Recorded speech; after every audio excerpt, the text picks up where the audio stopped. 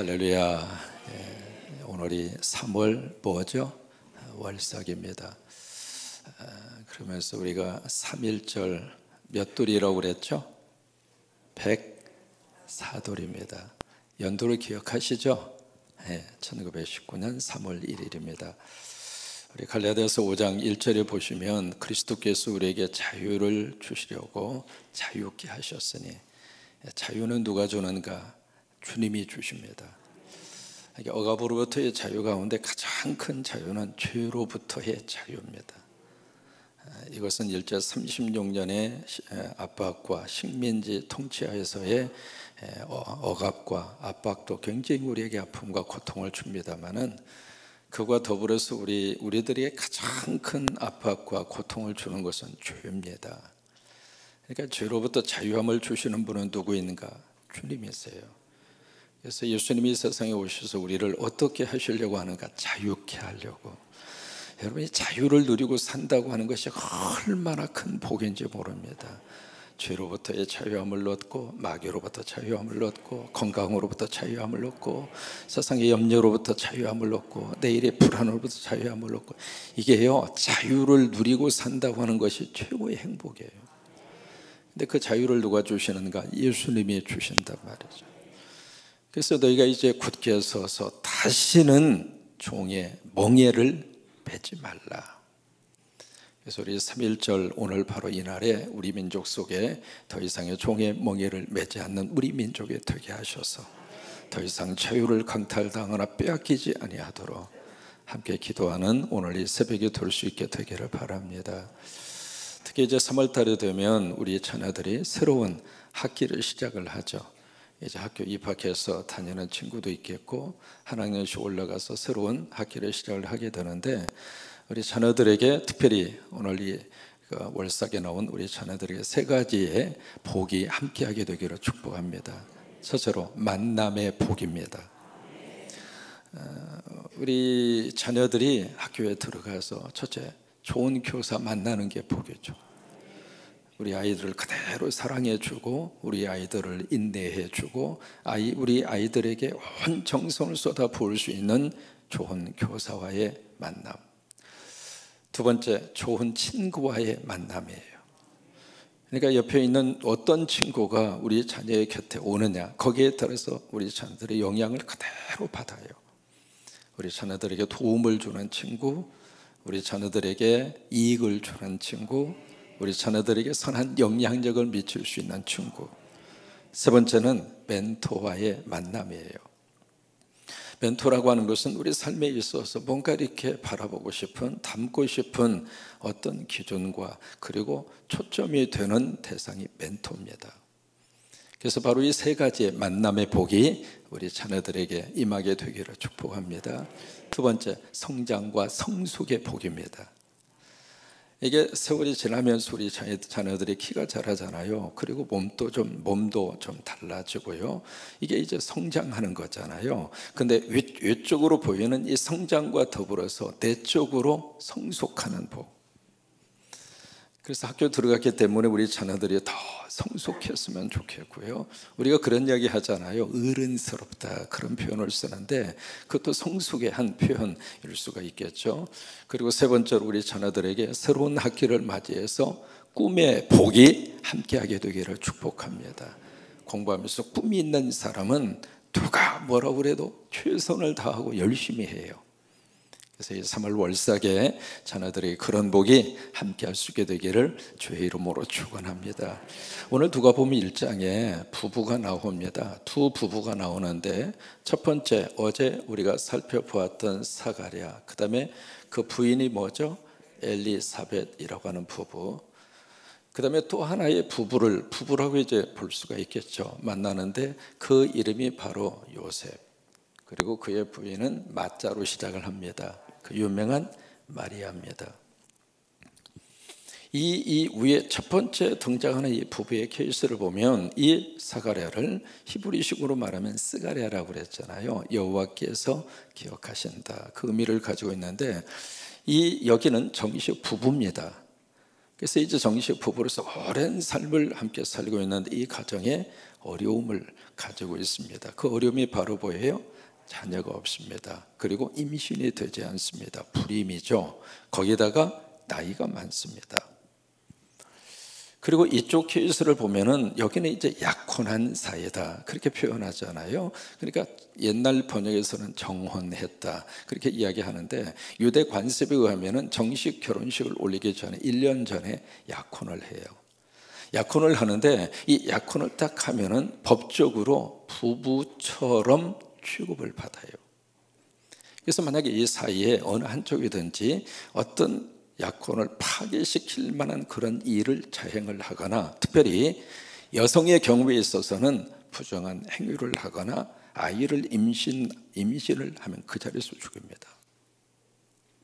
그리고 이 약혼을 했을 때 만약에 남편 될 사람이 그 약혼 기간에 세상을 떠나죠. 그러면 그 여자는 과부로 삽니다. 약혼을 했지만 결혼을 약속한 사이지만 우리가 생각하는 현대적인 개념에서의 약혼하고는 조금 다르죠. 그때는 굉장히 그것이 강했다 그 말이죠. 그러니까 실질적인 부부는 아니지만 부부의 관계처럼 보여지는 그런 분들이에요. 자, 여기에 보시면은 이 사가랴 엘리사벳 이분들이 가지고 있는 그 문제를 질문합니다. 인간의 힘으로 해결할 수 있습니까? 안 돼요. 아무리 그들이 노력을 하고 아무리 그들이 스스로 뭔가 해보기 위해서 나름대로 아이를 갖기 위해서 열심히 했겠죠. 근데 이미 나이가 차버렸어요. 그러면 그 상태가 됐다는 이야기는 이 부부에게 있어서 인간적으로 할 수 있는 것이 하나도 없다 이 말이에요. 가능성이 제로 베이스. 그러니까 이 부부의 입장으로서는 어떤 자신들이 원하는 것을 가질 수 있는 가능성이 제로라 그 말이에요. 그 다음에 이 케이스를 들여다보더라도 요셉과 마리아가 아직 정식으로 부부가 아니니까 이 두 사람 사이에 아이를 가질 수 있는 가능성이 있어요 없어요? 없어요. 어떤 분 그렇게 대답할지 몰라요. 목사님이 있어요. 왜요? 지금은 있을 수 있잖아요. 근데 벌써 2000년 전에는 그 가능성이 제로라 그 말이에요.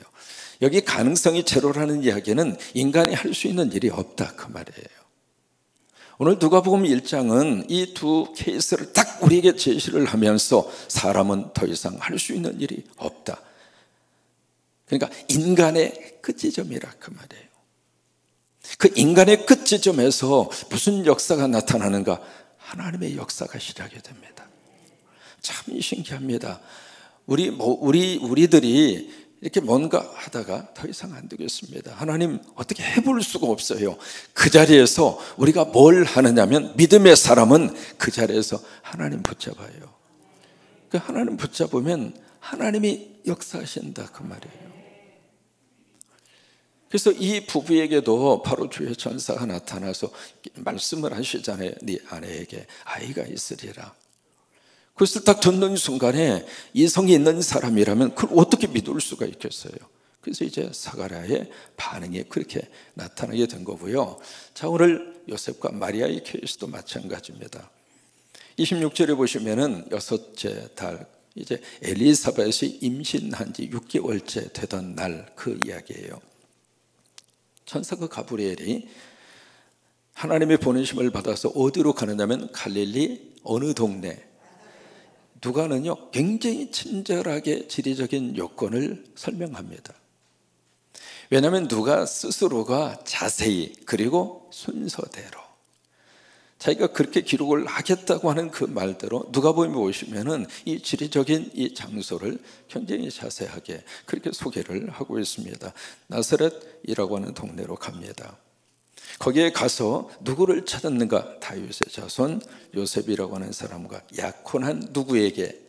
이 누가는 처녀라고 하는 것을 강조를 하는데 이 처녀라고 하는 단어가 29절에 보시면 처녀가 한 번 더 나오죠. 근데 한 번 더 나옵니다. 34절입니다. 나는 남자를 알지 못하니. 이것을 영어 번역에 보시면 나는 처녀입니다 그 뜻이에요. 이 처녀라고 하는 이것을 3번씩 그렇게 강조를 해요. 그러면서 이 처녀 누구에게 지금 나타나는가? 바로 마리아에게 나타났는데 그의 이름은 마리아라. 여러분, 이 부분을 누가가 아주 자세하게 기록하는 이유가 있어요. 왜 그랬을까요? 첫 번째, 누가복음을 딱 쓰면서 이루어진 사실. 이루어진 사실. 예수님이 세상에 오신 것도 역사적인 사실이고, 예수님이 바로 나사렛이라고 하는 동네에 태어나신 것도 역사적인 사실이고, 아멘이죠. 기독교는 역사적 사실 위에 기초하고 있습니다. 지어낸 이야기가 아니라 그 말이에요. 그러니까 성경을 펼쳐 읽으실 때 누가 입장으로서는 이 글을 읽는 모든 하나님의 사람들, 아니 믿지 않는 사람들이라 할지라도 이 복음의 모든 기록은 historical fact다, 역사적 사실이다 라고 한 그 위에 누가복음이 시작하는 거예요. 그러면서 28절 말씀에 이 주의 천사, 바로 주의 천사 가브리엘이 인사를 합니다. 28절에 같이 한번 읽습니다. 그에게 들어가 이르되 은혜를 받은 자여 평안할지어다, 주께서 너와 함께 하시도다 하니, 이게 인사입니다. 그런데 사가랴 같은 경우에 있어서는 인사가 없어요. 그런데 마리아 같은 경우에는 주의 천사가 인사를 합니다. 인사를 하는데 은혜를 받은 자요. 근데 은혜라고 하는 말을 그 다음에 30절에 보시면은 한 번 더 나오거든요. 하나님께 은혜를 어떻게 써요? 입었다, 이 말이에요. 우리가 하나님의 은혜를 입었다, 그 이야기는 우리가 하나님의 은혜를 발견했다, 그 말이에요. 그래서 영어 번역에는 발견했다, have found라고 하는 말을 쓰거든요. 발견하는 거예요. 따라서 하십니다. 은혜는 획득하는 것이 아니라, 다시 할게요. 은혜는 쟁취하는 것이 아니라 발견하는 것이다. 은혜는 누가 주는가? 하나님이 주시는 거예요.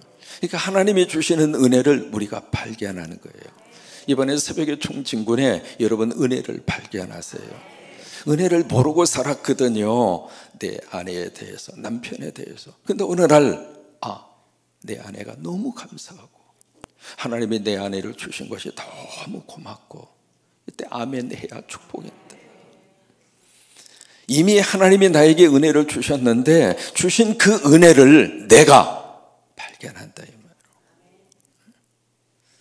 자녀들이 대해서도 마찬가지입니다. 공부를 잘하든 못하든 그걸 떠나서 우리 자녀들이 내 곁에 있다는 자체가 은혜구나. 교회를 향해서도 마찬가지잖아요. 그러니까 은혜를 입었다는 이야기는 은혜를 발견했다, 그 말이에요. 은혜를 발견하면 발견할수록 우리 삶이 풍성해집니다. 행복해집니다. 그러니까 은혜를 입었느니라. 그래서 마리아에게 은혜를 입은 자요. 여러분, 은혜 중에 최고의 은혜는 예수 믿는 것이 최고의 은혜예요. 지금 마리아 안에 무슨 역사가 나타나는가? 성령을 통해서 그 안에 예수 그리스도의 생명을 잉태하게 된단 말이죠. 그러면 마리아 안에 누가 있어요? 예수님이 있는 거예요. 예수님이 내 안에 계시는 것이 최고의 은혜예요. 예수님이 내 가정에 계시는 것이 최고의 은혜이고, 그래서 은혜를 입은 자요. 그 입었다는 이야기는 현재형입니다. 지금 은혜를 입었다, 이 말이에요.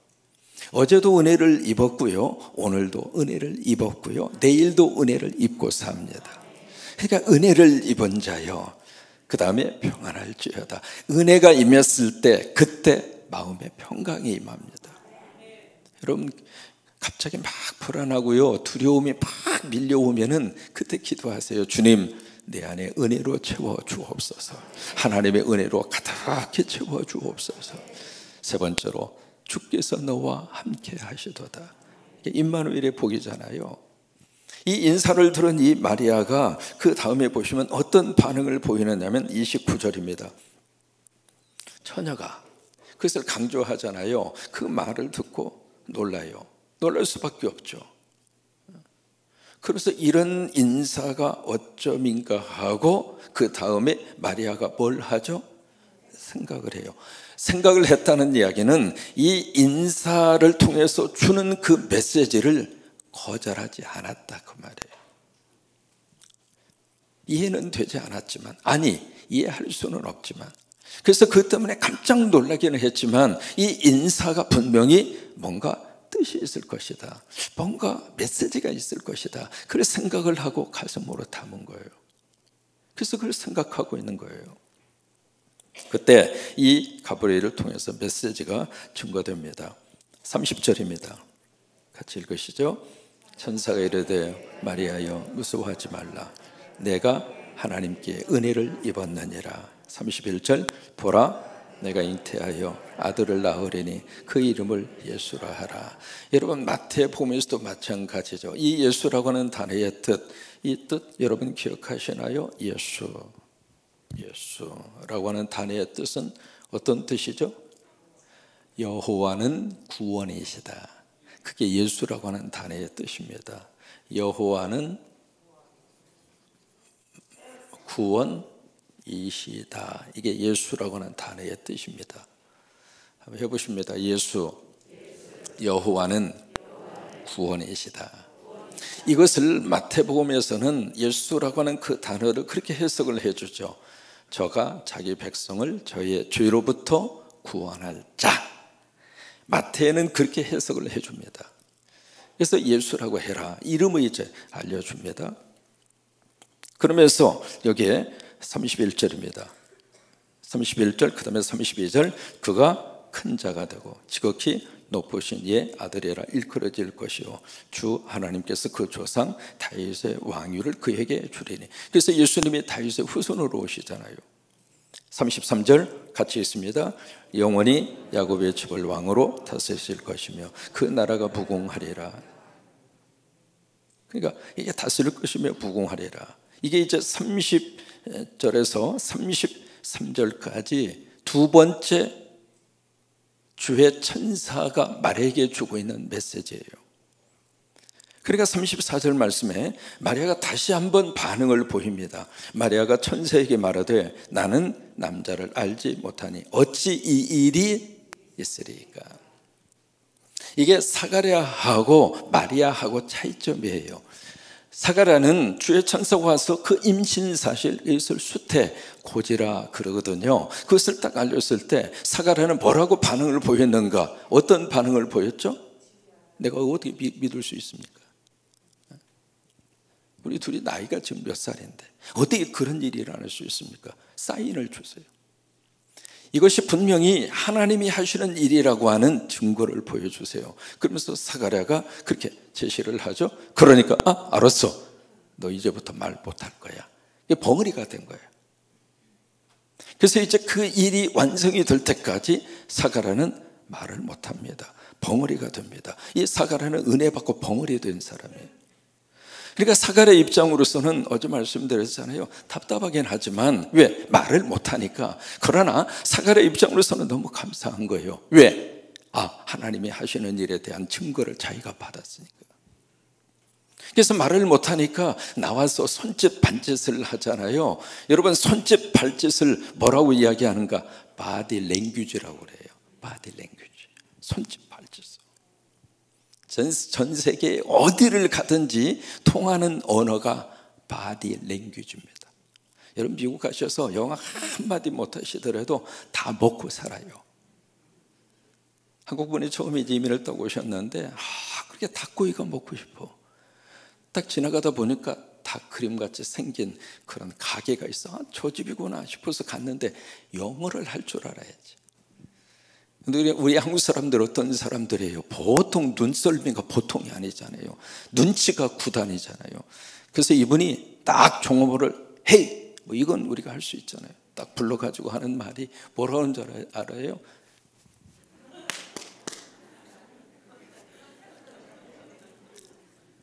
그러니까 그 종업원이 고개를 끄덕끄덕 하더니 닭 날개 4개 하고 닭다리 2개를 포장을 해서 딱 주더라는 거예요. 그러니까 사가랴가 그 하나님의 사인을 주세요, 증거를 주세요. 그러니까 그래 이제부터 벙어리가 될 거야. 그래서 그때부터 바디 랭귀지를 바디 랭귀지를 하면서도 사가랴는 너무 행복한 거예요. 여러분 이번에 새벽에 총증분에 증거 받으세요. 내가 하나님 앞에 기도한 것에 대한 증거를 받고 그 때문에 이 사가랴는 너무 행복한 거예요. 근데 마리아는 증거를 요구한 것이 아니라 마리아가 어떻게 지금 반응을 보이고 있느냐면 여기 34절에 어찌 이 일이 있으리까? 무슨 얘기냐면 이거 어떻게 하시겠습니까? 그 말이에요. 영어로 말하면 how, 방법을 부른 거예요. 사인을 요구한 것이 아니라 하나님 이거 어떻게 하실 거예요? 못한다는 이야기가 아닙니다. 어떻게 하실 겁니까? 이게 마리아의 반응입니다. 그렇게 하니까 그 다음에 여기 가르쳐 주잖아요. 어떻게 한다는 이야기를 35절입니다. 같이 한번 크게 읽습니다. 천사가 대답하여 이르되 성령이 내게 임하시고 지극히 높으신 이의 능력이 너를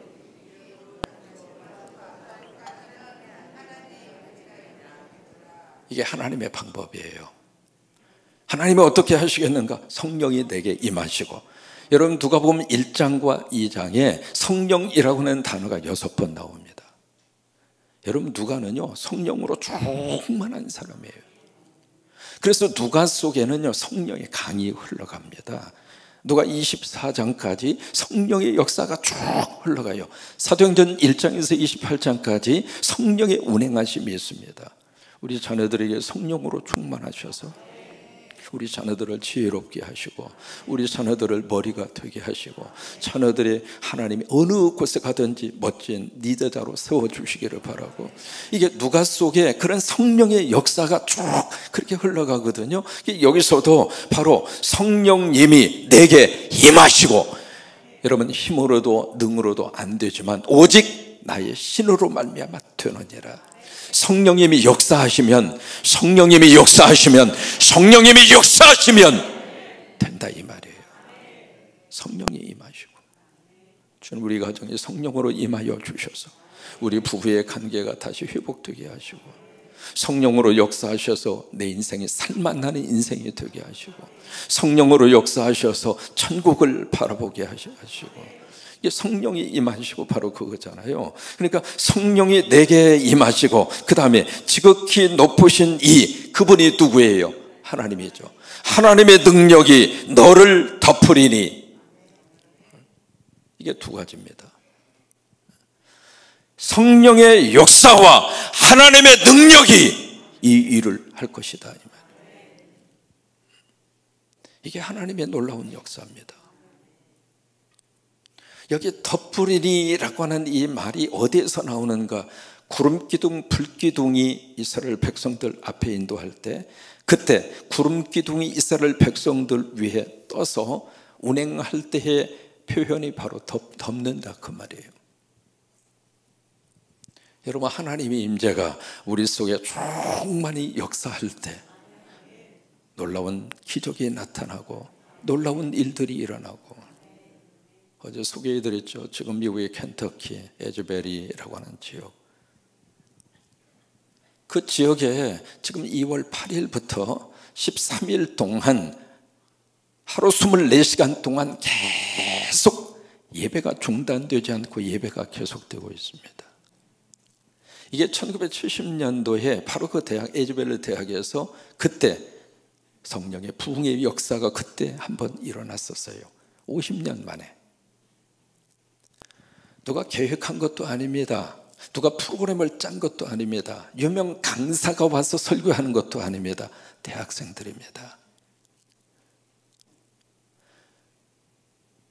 처음에 2월 8일 날 예배를 드리고 거기가 크리스찬 대학이니까 채플에 예배를 드리고 다 끝났는데 한 20명 정도 젊은이들이 하나님의 강력한 음성을 듣고 더 위하여 기도하라. 그래서 20명이 자발적으로 모여서 기도하다가 성령님의 임재를 그들이 경험합니다. 하나님의 임재를 경험합니다. 그래서 그들이 카톡을 통해서 친구들의 여기 하나님이 임재했다.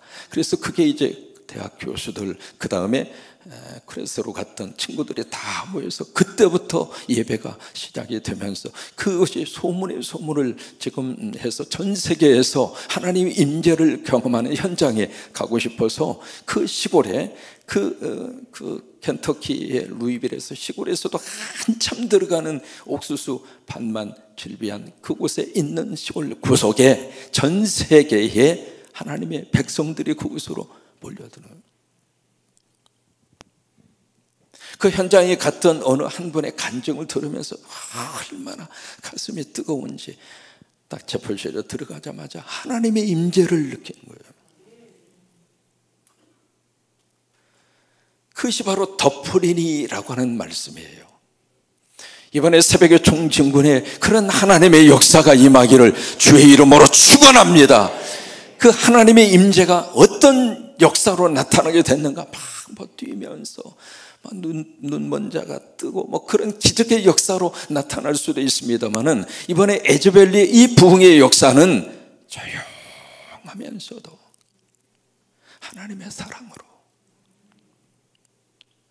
포근하게 안아주시는 그 하나님의 깊은 사랑을 그들이 느끼면서 떠나고 싶지가 않는 거예요. 그래서 그 예배당에 들어가기 위해서 한 1,500명 정도 들어갈 수 있는 교회당인데, 예배당에 들어가고 싶어서 7시간, 8시간을 길에 서 있는 거예요. 그러면서도 내가 그 하나님 임재 현장에 가고 싶다고.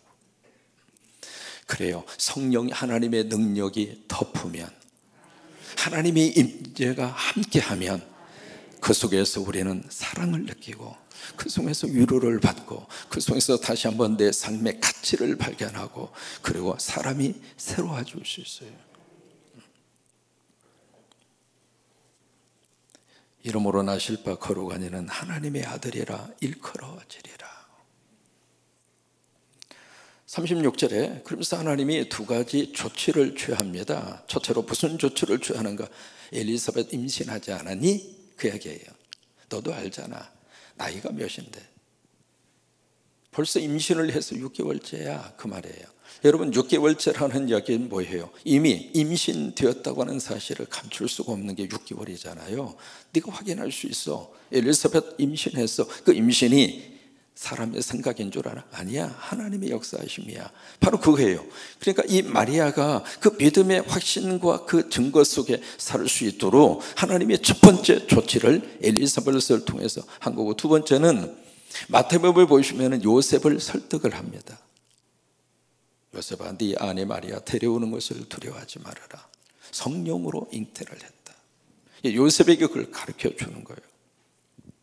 그러니까 여기에 그 37절 말씀에 뭐라고 딱 결론을 이 천사 가브리엘이 내리는 거, 37절 같이 있습니다.